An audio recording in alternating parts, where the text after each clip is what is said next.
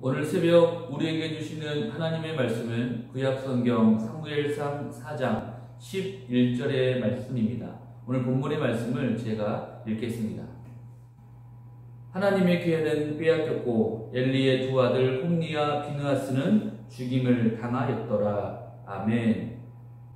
사무엘 선지자는 이스라엘의 마지막 사사였으며 이스라엘이 단일 왕국으로 발전하는 데 있어서 하나님의 대행자로서의 역할을 감당했습니다.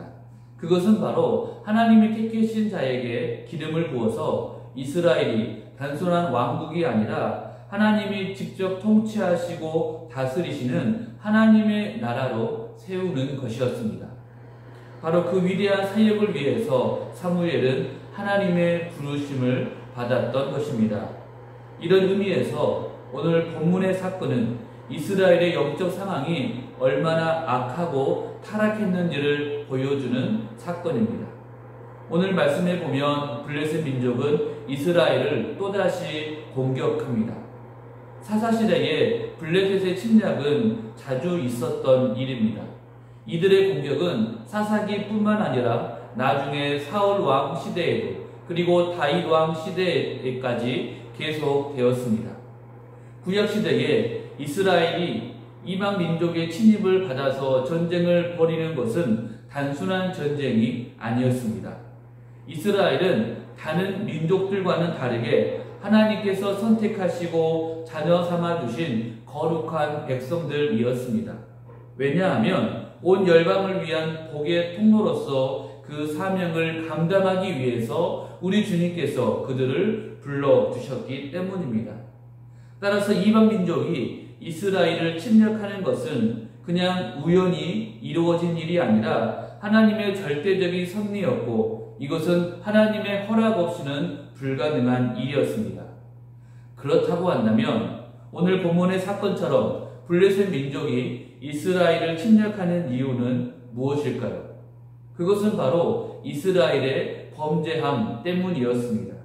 하나님의 말씀 없이 자신들의 옳은 소견대로 살아가던 이스라엘은 더 이상 하나님의 은혜와 인도와 보호 없이 그냥 공허하고 메마른 인생을 살아갔던 것입니다. 따라서 하나님은 이스라엘 백성들이 그들의 범죄함을 깨닫고 이제 회개하기를 바라는 마음으로 블레셋 민족을 통하여 이스라엘에게 징계를 내리셨던 것입니다. 그래서 오늘 본문에서 이스라엘과 블레셋 사이에 전쟁이 발생했던 것이죠. 블레셋은 당시 가나안 땅의 서쪽 해안가에 살던 민족이었습니다.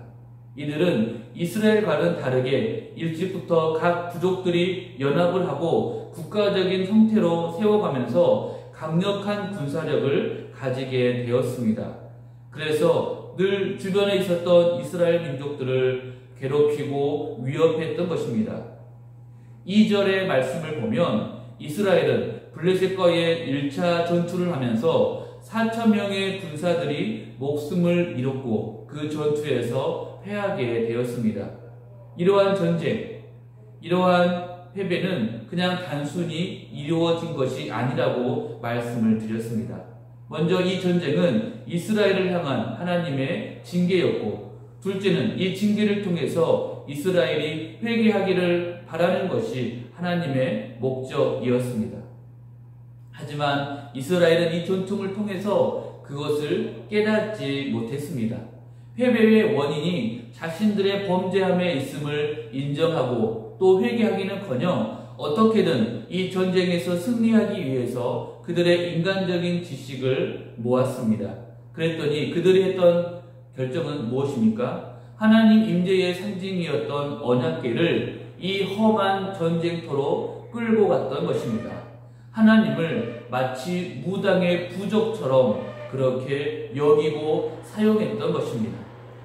그래서 무슨 일이 일어났습니까? 10절 말씀에 보면 이번 2차 전투에서는 무려 3만 명이 되는 이스라엘 군사들이 죽임을 당했습니다. 하나님의 경고와 징계를 무시했던 그들은 자신들을 돌아보지 않음으로써 더 큰 실패를 당하게 되었습니다. 이것은 단일 전투로는 정말로 엄청난 희생이었습니다. 이번 두 번의 전투를 통해서 이스라엘은 많은 수의 군사들이 죽임을 당함으로 흔들리게 되었습니다. 더구나 이스라엘은 자신들의 보물로 여겨졌던 하나님의 언약궤마저 빼앗겼게 되었고 또 2명의 제사장들은 목숨을 잃게 되었습니다. 이것은 정말로 너무나 큰 실패였습니다.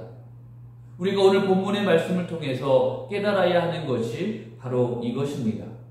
우리도 하나님을 향해서 얼마든지 잘못된 신앙을 이스라엘 백성들처럼 가질 수 있다는 것입니다.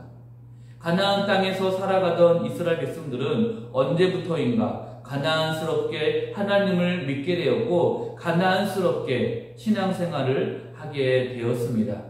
이방 민족들이 마치 자기 자신을 위해서 그들의 우상을 섬겼듯이 이스라엘 백성들도 그와 같은 방식으로 하나님을 섬겼습니다.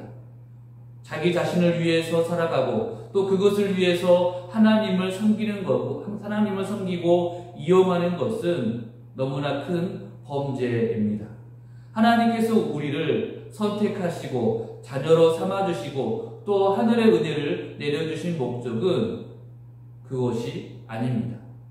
하나님은 우리가 우리 자신을 위해서가 아니라 하나님의 나라를 위해서 살아가기를 원하십니다. 온 열방에게 또 우리가 속해 있는 곳에서 하나님의 영광을 높이고 하나님의 이름을 알려서 하나님의 나라로 세워가는 것이 바로 우리를 부르신 목적이었습니다.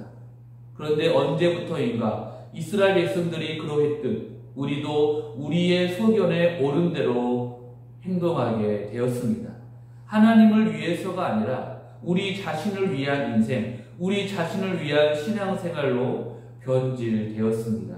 이것은 정말로 하나님께서 원치 않으시는 모습인 것입니다.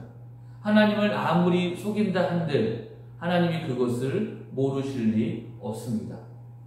사랑하는 우리 성도님들께 소원합니다. 오늘 본문의 이스라엘 백성들의 모습이 바로 우리 자신의 모습인 것을 깨닫기 바랍니다.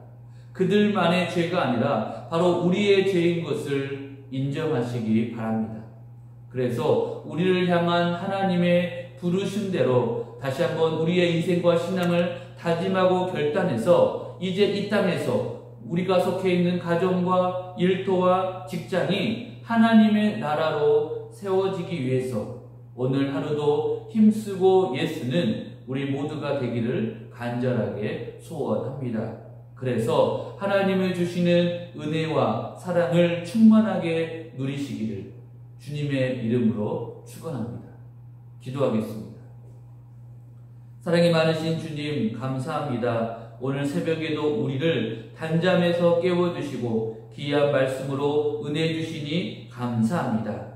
우리가 이 땅을 살아가면서 하나님이 우리를 택하시고 부르신 그 목적을 다시 한번 정확하게 깨닫게 하여 주옵시고 이제 우리 인생이 우리 자신을 위해서가 아니라 하나님의 나라와 영광을 위해서 살아가는 복된 인생이 되게 하여 주옵소서.